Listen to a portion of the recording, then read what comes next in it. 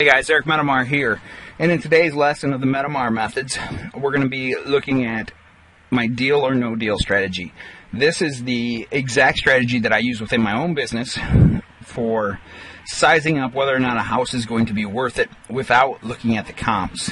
Eventually I look at the comps if it passes these tests first, but this is invariably what it comes down to for me. This is the critical part of it prior to the comps. And the reason I put this together for you is over the past few years, a lot of you guys have been part of my property panic line. And there's a even larger part who haven't been on my property panic line. And my property panic line, of course, is the every session I let a certain amount of students have access to me. They got my phone number, they give me a call, and invariably, I'd say about 9 times out of 10, the question that they call me with when they're freaking out, and which is why I call it the property panic line, of course, is I've got this really great deal. Should I move on it or should I pass on it? And of course, because I don't know every market in the nation, it would be nearly impossible for me to do so. I still can set people in the right direction by the answers to these questions, because it's the same things that I run through. It's my mental checklist that I run through before every deal. So without further ado, we're going to get into the questions, and then first I'm actually going to give you the questions, then I'm going to tell you why the questions are critical, and then we're going to come up with the ideal answers that we'd like to hear.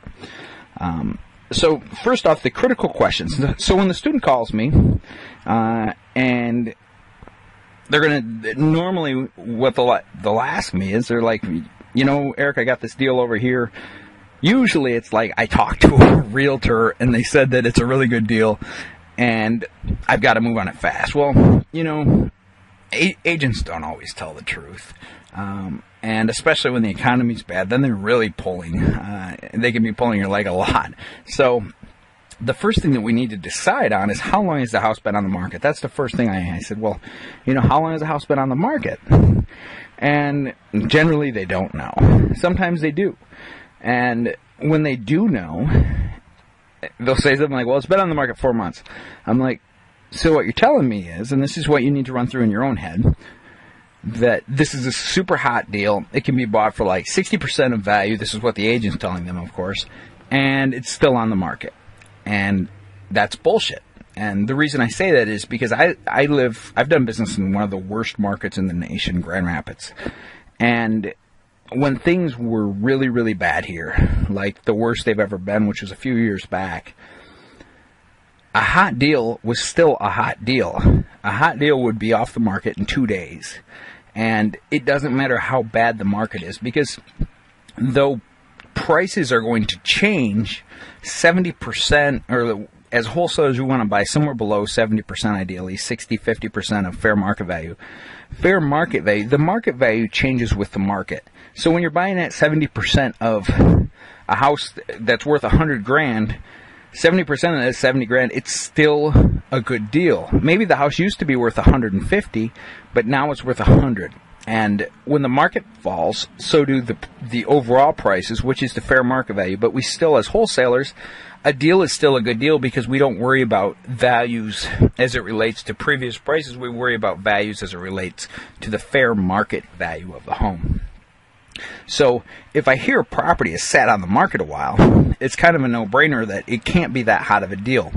And the reason that I say that is because for me, as if I were a rookie investor and I'm moving into a market and I don't know anything about the market, and there's a house that someone's trying to convince me is a hot deal, say it can be bought 60% of value, and they're saying it's been on the market for 2 months.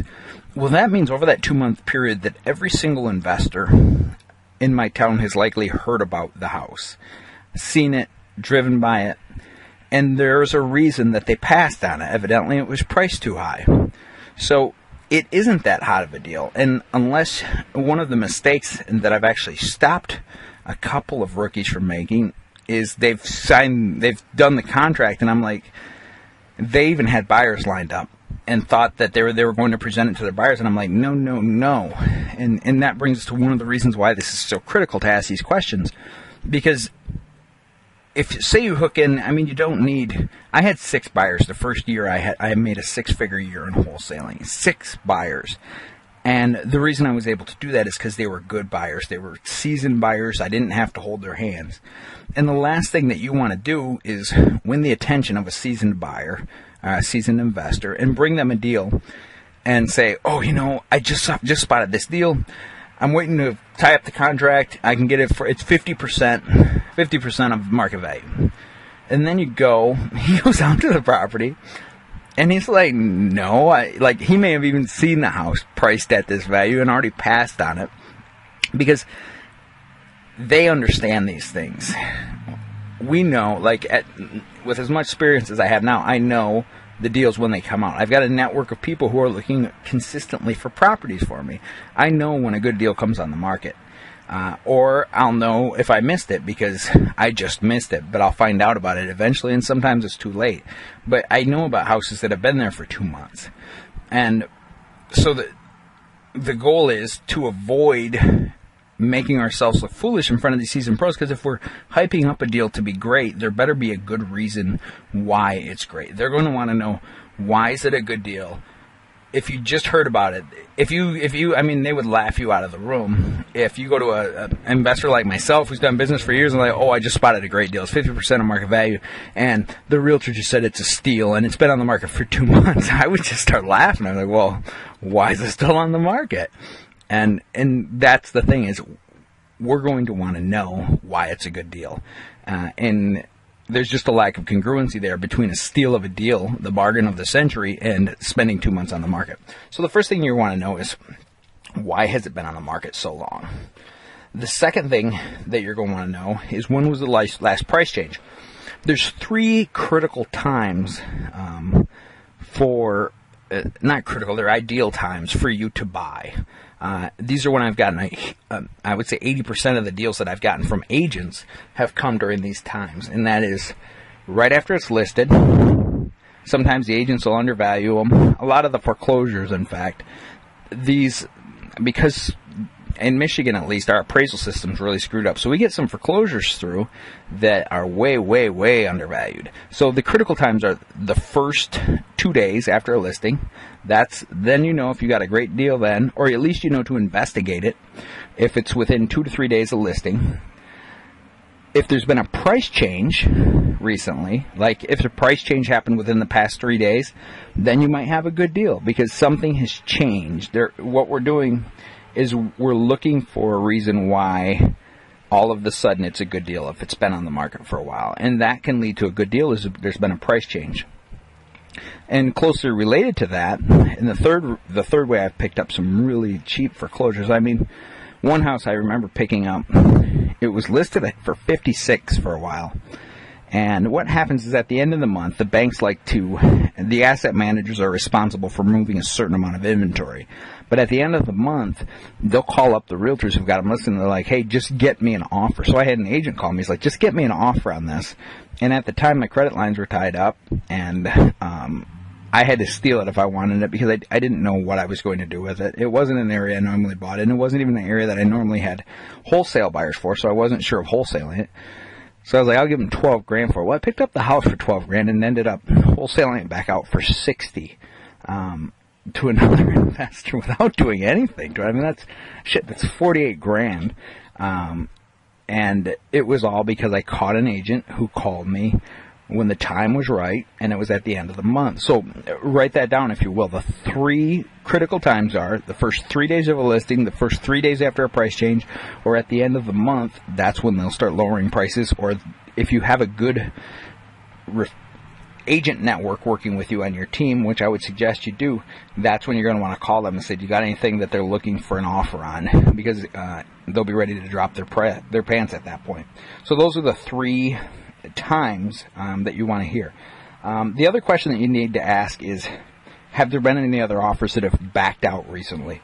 And you don't want that, because that means that someone else had it tied up, unless it's for financing, which is a plausible reason. I have had it before where I've stole some properties because the people before me had it in an offer and the financing got messed up, but it had dogged out for 3 months. By the time it was done, the asset manager was just take this thing from me. I don't ever want to see it again. So I bought it for like 30 grand less than the people before me had it wrapped up for. They were going to live in it, and I bought it as an investment and just wholesaled it back out.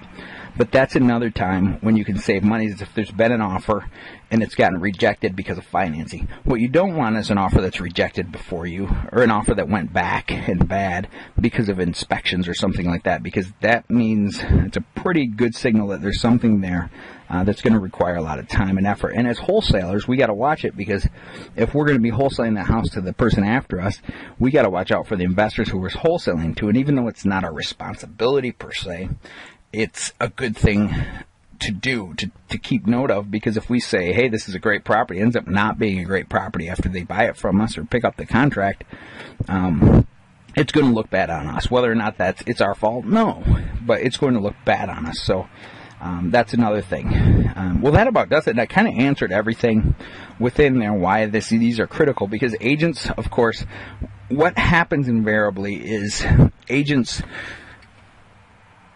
they just want to sell houses. And of course, I'm sure you're familiar with the pain pleasure principles. When they get to a point and they're starving, and it's either pay their bills by selling you a house or being honest, Maslow's hierarchy of needs is until your security needs are met, you can't do all the other stuff. And so they do things like lie. It isn't right, and not all agents do it. But if you hear of an agent telling you that a deal is a steal and it's been on the market for more than a week, there's a really, really good chance it's not a steal. So that does it for that. I hope you enjoyed listening to this as much as I enjoyed making it, and have a great day.